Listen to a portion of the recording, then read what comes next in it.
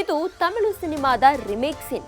ಆದ್ರೆ ಇದು ಭಾಷೆ ಬದಲಾಯಿಸಿಕೊಂಡ ರೀಲ್ ಸಿನಿಮಾ ಅಲ್ಲ, ರಿಯಲ್ ಆಗಿ ಹಾಡಹಗಲೇ ನಡೆದ ಬೆಚ್ಚಿ ಬೀಳಿಸೋ ಕಥೆ.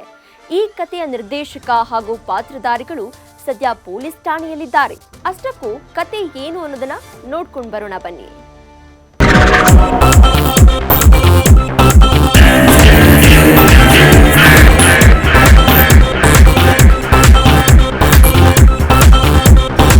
ಇದು ಸೂರ್ಯ ನಟನೆಯ ತಾನಾ ಸೆರಿಂದ ಕೂಟಂ ಚಿತ್ರದ ಸೀನ್. ಇದೇ ರೀತಿ 2 ದಿನಗಳ ಹಿಂದೆ KR ಪುರಂನ ಮಹಾಲಕ್ಷ್ಮಿ ಜ್ಯುವೆಲರ್ಸ್ನಲ್ಲಿ ಒಂದು ರೇಡ್ ನಡೆದಿದೆ. ಅಲ್ಲಿಗೆ ಬಂದವರು ಆಫೀಸರ್ಸ್ಗಳಲ್ಲ, ಆದರೂ ಕೂಡ ತೆಗೆದುಕೊಂಡು ಹೋಗಿದ್ದು ಬರೋಬ್ಬರಿ 1 kg ಚಿನ್ನಾಭರಣ.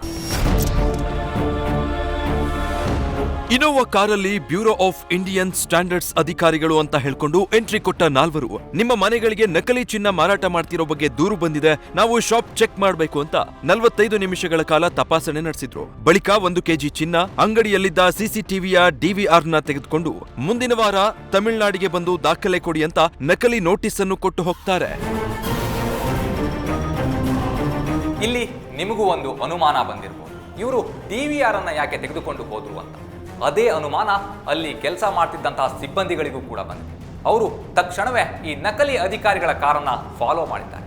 ಇವರು ಫಾಲೋ ಮಾಡೋದನ್ನ ಗಮನಿಸಿದಂತ ಆರೋಪಿಗಳು ಸ್ಪೀಡ್ ಆಗಿ ಹೋಗುವಾಗ ಸರಣಿ ಅಪಘಾತವೊಂದು ನಡೆದು ಹೋಗಿದೆ.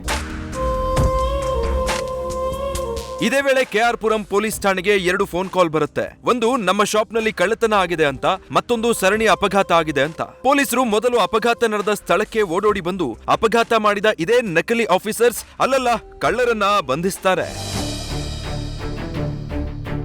TC ಪಾಳ್ಯ ಬಳಿ ಅಪಘಾತ ಮಾಡಿ ಸಿಕ್ಕಾಕೊಂಡ ಇವರ ವಿಚಾರಣೆ ನಡೆಸಿದಾಗ ಇವರು ತಮಿಳುನಾಡು ಮೂಲದವರು ಅನ್ನೋದು ಗೊತ್ತಾಗಿದೆ. ಹೆಸರು ಸಂಪತ್ ಕುಮಾರ್, ಜೋಶಿ ಥಾಮಸ್, ಅವಿನಾಶ್ ಹಾಗೂ ಸಂದಿ.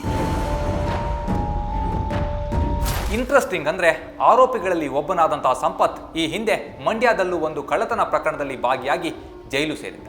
ಈ ಪ್ರಕರಣದ ಪ್ರಮುಖ ಆರೋಪಿ ತಲೆಮರೆಸಿಕೊಂಡಿದ್ದು ಆತನಿಗಾಗಿ ಹುಡುಕಾಟ ಕೂಡ ನಡೀತಾ ಇದೆ. ಸಿನಿಮಾದಲ್ಲಿ ಕೆಲವೊಂದು ಸೀನ್ಗಳನ್ನ ಮನೋರಂಜನೆಗಾಗಿ ಕ್ರಿಯೇಟ್ ಮಾಡಿರ್ತಾರೆ, ಆದ್ರೆ ಅದನ್ನೇ ಯಥಾವತ್ತಾಗಿ ಅನುಕರಣೆ ಮಾಡೋಕೆ ಹೋಗಿ ಈ ಕಮಂಗಿಗಳು ಈಗ ಜೈಲು ಸೇರಿದ್ದಾರೆ. ಕ್ಯಾಮ್ರಾ ಪರ್ಸನ್ ಮಧು ಜೊತೆ ಪ್ರಜ್ವಲ್ ನಿಟ್ಟೂರ್, ನ್ಯೂಸ್ ಫಸ್ಟ್, ಬೆಂಗಳೂರು.